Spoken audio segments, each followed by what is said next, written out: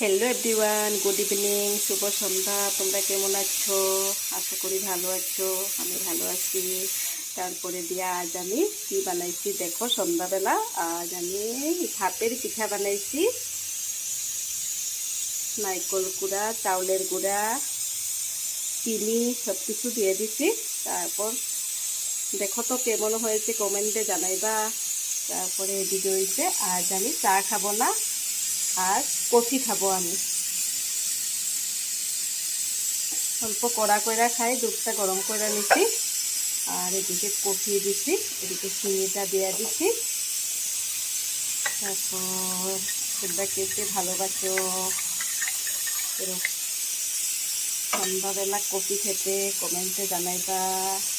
তখন আমরা খেয়ে নেই, তারপর নেক্সট ভিডিও নিয়ে চলে আসবো। Bye bye.